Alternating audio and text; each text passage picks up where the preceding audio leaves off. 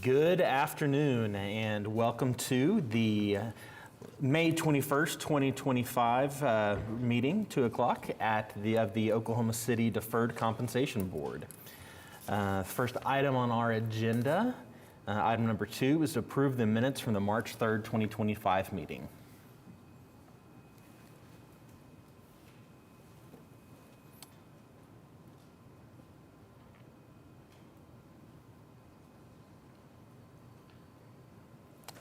And the motion passes. Item number 3 on our agenda is presentations, and we have Voya here for a couple. Morning, afternoon, actually, everyone. I put together some new slides. I had mentioned last quarter, first of all, thank you again for having me here. I had mentioned last quarter, we didn't have a whole lot of time to pull any data together because the plan had just really gone live. So I pulled some additional data for you, some data points. If there's anything in particular you would like me to start tracking and reporting on, please feel free to let me know. But these are sort of some standard data points that we kind of present across the board to a lot of our clients. So. First, I'm going to take a moment to talk about we have a group of people that actually spend a lot of time looking at behavior at Voya.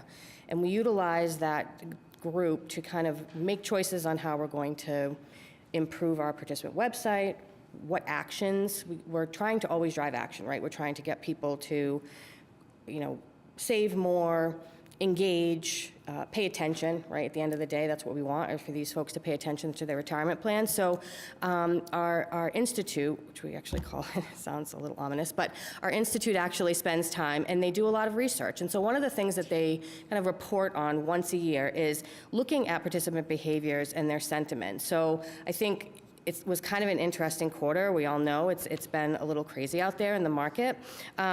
So in taking a look, positive sentiment is down 3%, which actually isn't that terrible in considering what's going on and how the last kind of 6 months. But participants are concerned about market volatility, inflation, and then just the broader economy in general. As you can see, I went too far. I apologize. So as you can see, we track sentiment quarter over quarter. So again, it's just gone down 3 percentage points since last quarter, which isn't crazy. Moving on, there have been some slightly higher trading volumes, but in general, 98.6% of our participants, so again, this looks across our entire book of business, 98.6% of our participants are staying the course. And have not made any investment trades or basically moved their money. So, again, one of the things we've been trying to do to educate people is a lot of times people will panic and they'll move their money into the fixed account. Well, the minute you do that, you lock in all your losses, right? So we try and encourage people to stay the course, play the long game, because that's really what your retirement plan is all about. And then looking over at the third column, 69% have increased their contribution, which is down from 71% over the same period a year ago. So we're still seeing quite a few people engaging, increasing their contributions, as opposed to kind of trying to get out and keep their money.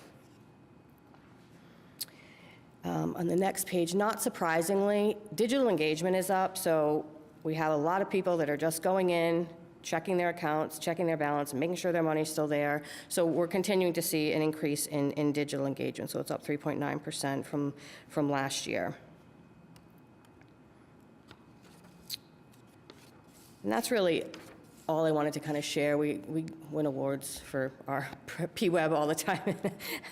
I'll just leave it at that. So any questions about that? So, again, we're encouraging, we're putting constantly new information out on our Voya Learns website, which your participants have access to, about staying the course, right? About not panicking, not making massive changes, and to reach out to your your local field team to have conversations, right? Because that's really where the education is. So, we're making sure that everybody realizes that they have access to that team as well, in order to make sure that they're making the right choices. Okay, moving on. So this is one of the new slides that I'll provide now on a quarterly basis, but effectively what this looks at, and kind of the interesting thing to take from these slides really are, your average savings rate, so we'll track that, so you're currently at 8%. Your average participant age is 49, and your average balance is just a little over $91,000. On the right-hand side, we break out your population by male and female, and then below that, we break the population out by age. So these are participants with a balance. So but the bulk of your population falls between 30 and 59 years old. And this was something I had a question about, just looking at this, and I don't know if this would be for Amy or for the, are most of our participants, because the male dominance in the participation, is it because fire and police are such heavy participants that it skews more male, or I just was curious about that? Yeah, just based on the demographics of our population, it really is what skews it. I still think there's efforts for, as we continue to get more mature, for us to continue outreach within our non-public safety, because they've got a great representation to be able to help drive these behaviors. But you're correct.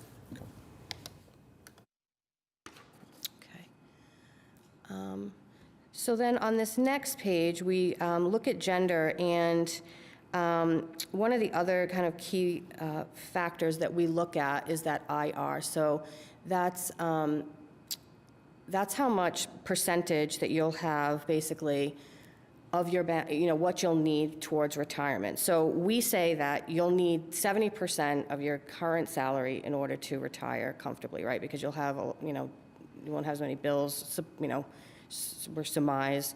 And so if you look at the breakdown, your female population, they're at 52%. So, that might be something that we work with the team on and kind of focusing and maybe doing some sort of mailing or whatever the case may be. Although I will say it is not unusual. Usually females have other things that they need to spend their money on, so sometimes their retirement plan kind of goes to the back burner. So these stats are not out of the ordinary across the board. And then for your males, they're at 62%. So they'll hit 62% of what they need in order to retire. And again, looking over at, excuse me, the right, you can see that the differences between the average savings balance for the male and female, and then the savings rates as well. Again, it's very common that we see this amongst our plans. And then I just kind of quickly pulled the same data for the two money purchase plans. Because we don't obviously track deferrals for them, we don't calculate an income replacement value for them because we need that as part of the calculation. So really what we can basically look at is just a breakdown of, where your population sits that have balances. And then on the next, so this was both plans together. On this next page, I pulled in all of the plans together to kind of look at engagement. So I was just saying, one of the numbers that really stuck out to me, you have really high mobile engagement, which I think is fantastic. I know that I had gone to an enrollment meeting and they were asking about, are you going to have a mobile app? So the numbers are really fantastic with that. Some other things that we track e-delivery. So, that's really whether or not somebody's getting their statements and their confirms in via paper or in the mail. So 23%, we kind of like to see that number go up a little bit. So that'll be something that we'll work with our communications department on to kind of focus on.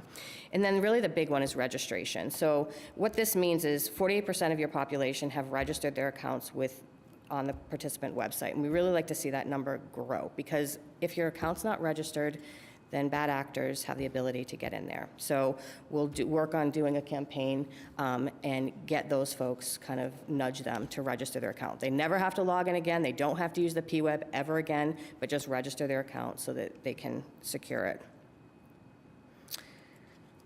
it.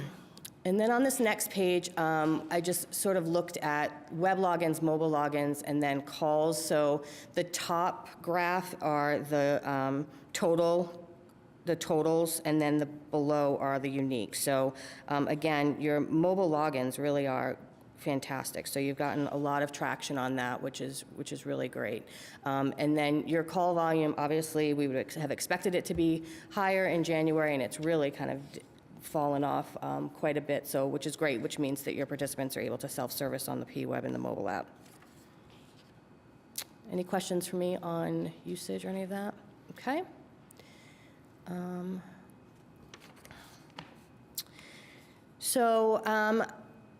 Basically just looking at participant balance, overall plan balances here, excuse me. So I compared the end of fourth quarter with the end of first quarter. So there's a $15 million drop in the 457, 742 million in the open 401A, and then 2 million in the closed. So a portion of this is related, obviously, to just investment fluctuation, but then there actually was quite a bit of distribution activity out of the 457 plan, which we'll look at closer on the cash flow.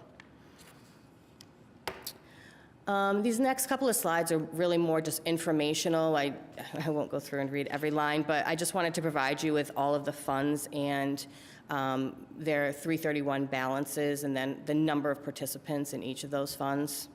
So I did that for all three of the plans. Okay. Moving on to cash flow. Okay, so again, looking at cash flow for the 457, you can see that there was quite a bit of distribution activity happening out of the plan. This is relatively normal when we have a new plan come over. If somebody's terminated and they liked being at Nationwide, then they'll go and they'll open up an account over at Nationwide. So this, we assume, will level out after this quarter. Same with the 401A money purchase, the open, and then with the closed also. We had all negative cash flow related mostly to the number of distributions that were processed out of the plan from terminated participants. And then moving on, so then I pulled distribution activity by plan so you could just have a better idea of the kind of distributions that are happening. So beneficiary would be anybody who obviously has a beneficiary account. A full term would mean that they took their full account. Installments, obviously, are periodic payments. We had a couple of minimum distributions, so those are the folks that are 72 or older.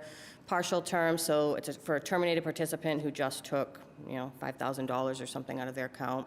Quadro would be anybody who has a Quadro account, so they're a recipient of a Quadro account. And then UEW would be your unforeseen emergencies.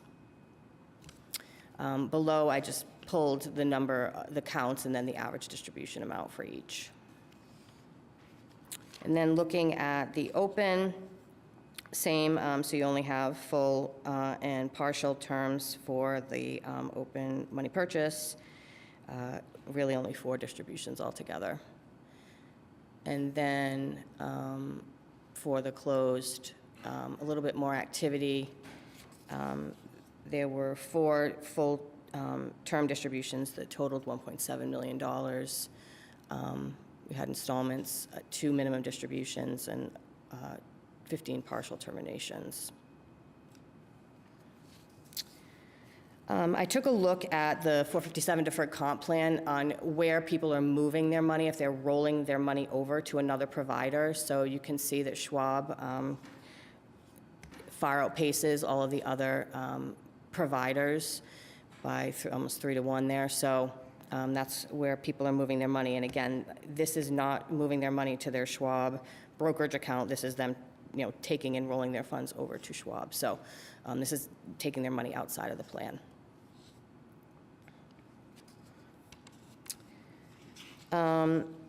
I also took a look at transfers. Again, I think this is interesting information just based on what the market's been doing.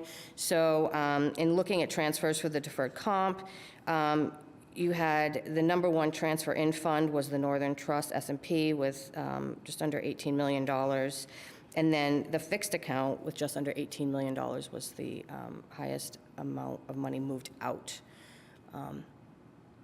So this is the same data, just as a graphical representation. For the closed funds, The highest in was again into the Northern Trust S&P at $784,000. And then this Loomis Sales, small mid cap, at $664,000. And then the last is JP Morgan was the highest money movement in. And then the Vanguard Target Retirement Fund, which is kind of odd, I thought, but that was the highest money movement out for the quarter. Any questions? Okay, so real quickly, I'll just look at some call center stats. So our average speed of answer for the quarter was 42 seconds. We had 895 calls that were actually entered, 876 that were answered. The average handle time is 11 minutes and 52 seconds. That is a little high, but again, our first quarter, we expect that because participants are going to have questions about this new plan. The average talk time is 8 minutes and 29 seconds. And then we also do a post-call survey. We offer it up to every call. We had 233 surveys that were taken, and we scored an average of 98.4. Any questions on any of that? No? Okay, so that was what I prepared for kind of the boring data stuff. Again, if there are any other data points that you want me to track or provide backup on, I'm more than happy to do it. That's just sort of the standard that we provide, but if there's anything else you want to track, you know, I can work with Gina and we can get that done. At our last meeting, somebody had asked about Roth, right? So what I put together was just a quick deck to kind of talk about the ins and outs of Roth and how it functions in a retirement plan. So any investment earnings on a designated Roth account and those contributions are tax-free if they've been in the account for 5 years since you started making Roth contributions. So the first year starts, you know, you get credit for 1/1 through the 5th year. Basically what that means is that any money you take out after that 5th year is tax-free, and the earnings are tax-free as well, which is nice. So anybody can contribute to Roth as long as you allow Roth in the plan. The funds are deducted on an after-tax basis from your paycheck and sent over to us as part of the regular payroll process. You can change your contribution amount at any time, and you can contribute a combination of pre-tax and Roth or just one or the other. So you can, you know, kind of set that up however that makes most sense for you. And then if you're age 50 or greater, then you can continue to make your catch-up contributions in Roth. Of course, the caveat to that, you know, so obviously you're allowed to, but if you fall under Secure 20603, you have to. So it kind of is that little caveat with the exception for those folks. So I just have 2 examples in here, and really, you know, if, you know, our local office folks and Rebecca and Jessica are there to assist participants to kind of figure this out and if this makes sense for them, right? So this first example, Linda, she's 25. She wants long-term tax-free growth potential. She's not worried currently about her tax deduction. She's confident her salary is going to increase, and she expects to be in a higher tax bracket when she retires. So this is basically a breakdown of how sort of the math works, right? So on the left-hand column, this is if she has 4% of her deferrals come out as pre-tax, and then the right is as Roth.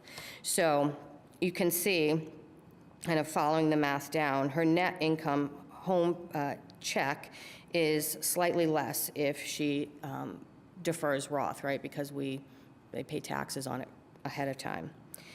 And if that money grows over 40 years, so say that annual contribution of $1,400 grows to $5,600, and then the total contribution is $5,600, excuse me, and then the total growth is this $223,646, right? After 40 years, she would get the total $223,000. But on the pre-tax side, she would have to pay taxes on that amount, and so her net would be less, right? So, so for her instance, it might make sense for her, right? Because she expects that, you know, she'll be in a higher tax bracket. But Jeff here, he's in his peak earning years, and he wants a current tax break, and he can't afford to lose a tax deduction right now, so he expects to be in a lower tax bracket when he retires. So taking a look at his numbers, again, his take-home pay is reduced, and then the bottom line is that, you know, he would take home, you know, he'd have to pay higher taxes later, as opposed to paying taxes now. So really the purpose of this is to say it's not right, it's not a perfect fit for everybody, and that's why we really kind of want to, you know, have people speak to Rebecca and Jessica if they have questions, or their own personal tax counsel or financial advisor, because it isn't necessarily the right fit for everybody. It kind of seems good on paper sometimes, but it isn't necessarily the right fit for everybody. Again, we have a lot of, in our Voya Learns, we have a lot of information out there, and we also have a calculator that participants can use if they want to just kind of do a quick and dirty calculation of how it would impact their paycheck and the difference between pre-tax and Roth on their paycheck. The other thing that having Roth in your plan allows is to have in-plan Roth rollovers, which means that you can convert your pre-tax contributions to Roth dollars. The one caveat to all of this, and the one thing that really makes it seem great on paper, is that you have to pay your taxes on that money when you file your taxes at, you know, in April, right? So we will withhold 20%. We don't withhold anything. We're gonna report the entire amount to the IRS, and they're gonna want you to pay 20% on that money when you actually have to file your taxes. So again, it's for somebody that has that cash at come year end or come tax time that can actually, that it makes most sense for this to do. Once they're converted, they receive the benefits of Roth, and they'll grow tax-free. Each conversion that you do has its own 5-year clock. So, you know, we track each conversion separately. So this is separate from, you know, contributing. That 5-year clock is separate from contributing, and it's also separate if you take Roth dollars and roll those into your plan, into the plan. That actually has a separate clock as well. The other thing to this is that these conversions are irrevocable. So if somebody doesn't realize that they're going to have to pay taxes, and then in April they come back and say, I didn't mean to do that, they can't do that. So it is what it is. So you can also roll over after-tax contributions made under another plan, so into our plan. So it doesn't just have to be a qualified 457. It could be, you know, if you had another 401A or 401K out there.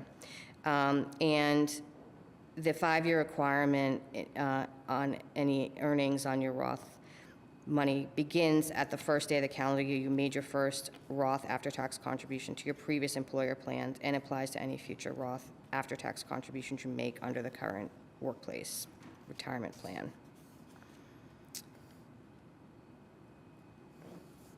So just talking about how is the 5 taxable year period calculated when I roll over a distribution from a designated Roth account to a Roth IRA.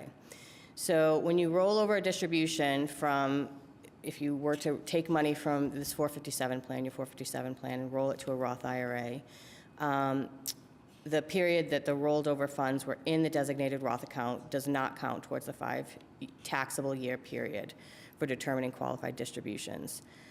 However, if you had contributed to any Roth IRA in the prior year, the 5 taxable year period for determining qualified distributions from the Roth IRA is measured from the earlier contribution. Meaning, if you had opened up a Roth IRA and started contributing to that Roth IRA and then decided to roll your funds from the Oklahoma City 457 to that Roth IRA, you would get the earlier date of. So if you had started contributing, you know, prior to rolling that money over, then that would be when your clock started. So again, you know, our big push really is to have folks speak to the local team, to get, guidance on what this looks like. I know we're prepared to, if it is decided to add Roth, we're prepared to move forward with that. So we'll keep in touch and be ready and waiting for whenever that happens. And then on this last page, I just, again, included the service team just so that you had it. Any questions for me? Any questions for Adria? All right, thank you. Thank you. That is just a presentation item, so no action on that one. So we can move on to item number 4, which is to receive the investment consultant report. So Jason Poulos from ACG is here. Thank you. Good afternoon. I handed out a stapled piece before I touch on this, just to talk a little bit about markets, just in case there's questions for you all. But it's been a pretty volatile quarter in the equity markets, particularly in the U.S. But it also speaks to why diversification is important in investment portfolios. As fiduciaries for a defined contribution plan or a participant-directed plan, your objective is to make sure that there are a diversified set of options for the participants to build their own asset allocation as they determine appropriate, as well as having qualified default options, which in the target retirement funds that allow participants to make one decision, and the risk in those will adjust over time. I think Adria mentioned the plan values and seeing some movements of money, but also seeing where a bulk of the money is. If you just look at the first slide in the piece that I handed out, I'm afraid, Mary Ellen, this is probably, it's not in this, not in what you have there, just the market performance. The green bars on this slide are 10-year returns. And if you go over to the second grouping from the right, U.S. large cap, the 10-year return for U.S. large cap is 12.3%. If you look at the green bars for every other major category, the second best is U.S. small cap, which is 6.3%, about half of that return. What this doesn't highlight as well is that growth, U.S. large cap growth, did even better within large cap, the Magnificent Seven. If we look at plan values across all 3 plans, the largest allocation is to the Fidelity Contra Fund, which is predominantly a large cap growth fund that has invested heavily in those names. So what you've seen is participants following where the strongest performance has been over the last decade. More recently, the first quarter of this year, you're seeing that why diversification matters. You'll look on the left side of the page now, the best performing broad asset classes, not international developed markets, are as measured by the EFI benchmark. So this is Europe, Australia, Far East, developed countries, not emerging, but that's up 11.7% on the year. Some of that, a lot of that has to do with the decline in the dollar. The dollar declining is a tailwind for U.S. investors investing outside of the U.S., but also fixed income or bonds. Bonds are up 3% in the quarter. You're seeing today yields on bonds, long bonds, rising a little bit more over concerns about the budget and what that's going to do for U.S. fiscal soundness in time. That's caused rates to rise a little bit in the short term. But also in the short term now, large cap stocks down 4.3%. I just point this out because that probably has a lot to do with where assets are in these participant-directed portfolios and why you're seeing some flows that you're seeing right now. So now if we look, these are just summary stats that are up on the screen. Adria already showed us those.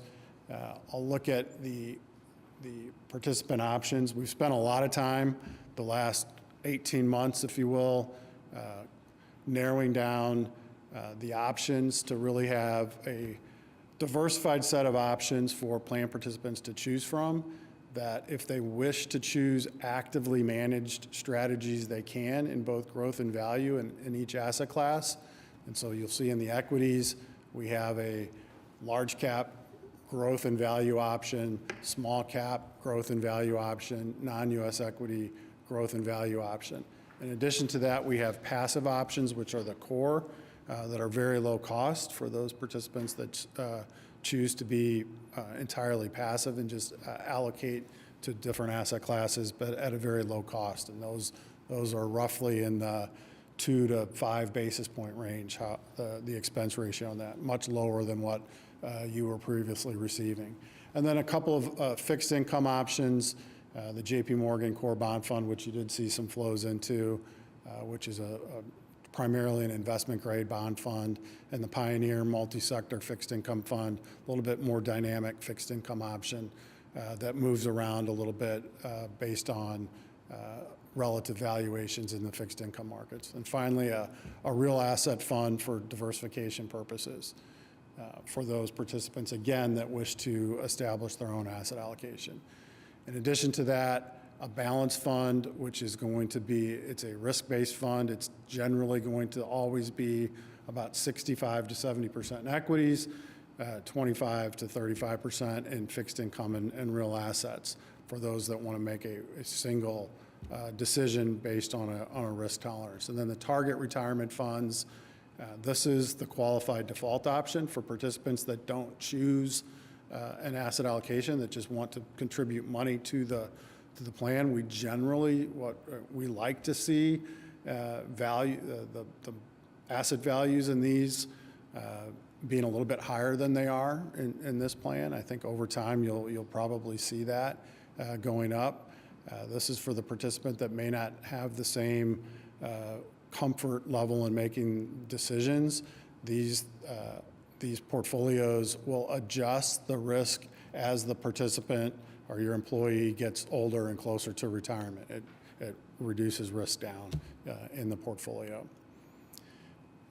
Same thing that Adria showed in terms of balances across the plans. I will point out in the 457 plan, self-directed brokerage, there is about 1.5 million. I think it was 12 participants that had moved over. So they are taking advantage of this. This was a feature that you provided to address, flexibility concerns that anybody had around perhaps funds that they were invested in previously at Nationwide or Mission Squared that they weren't going to be able to invest in your core lineup. They're certainly able to go out through the brokerage window and do that on their own. And you're seeing a handful of participants taking advantage of that. As I mentioned, you're really seeing significant assets across all three portfolios in that Fidelity Contra Fund. Not surprising, we typically see this in participant-directed plans where the asset class that has done the best in the rearview mirror has a significant amount of assets in it. In terms of oversight and valuation, we've just put this into place. There's nothing, no concerns or issues with funds. There's a lot of information in this report, performance relative to benchmarks, relative to peers on each of the funds, fees, characteristics. As I mentioned to you all at the last meeting, and I think it's important to keep in mind, in addition to just looking at hard quantitative metrics, our team is continually reviewing these firms and strategies, their team, a number of other qualitative factors, making sure that there's not style drift in what they're doing in their portfolio, so that the small cap, the strategy that is in your lineup as a small cap growth fund is continuing to be a small cap growth fund. They're not deviating into mid or large cap. Looking at the management teams, the portfolio managers and analysts on those strategies, evaluating any turnover in teams, as well as firm asset movements. So we're continually evaluating those qualitative aspects. If there's any major significant changes that would cause us level of concern, we will come back to the board and suggest a recommended changes to the lineup that you have. But at this point, no issues with any of the funds in the lineup. So, rather than going through line by line, that's the summary report. So. That's the summary report. Any questions for Jason? Okay. Okay. Well, thank you. Thank you. And we do need a motion to receive.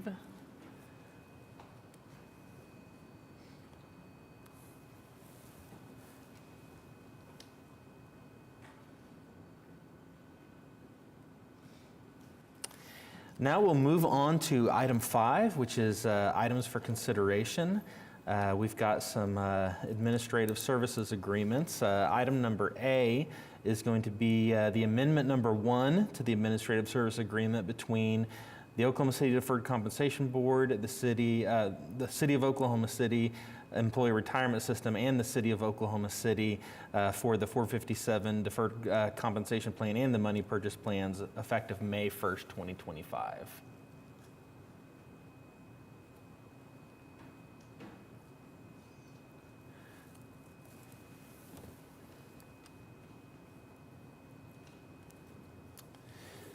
The item passes.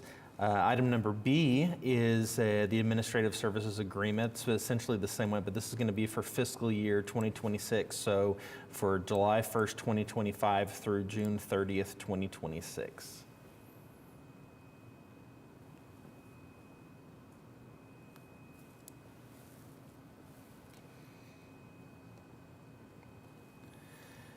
The item passes. And item number C is an administrative services agreement with the Central Oklahoma Transportation and Parking Authority, the Oklahoma City Deferred Compensation Board, and the Employee Retirement System to provide administration for the 457 plan and the money purchase plans for fiscal year 2026.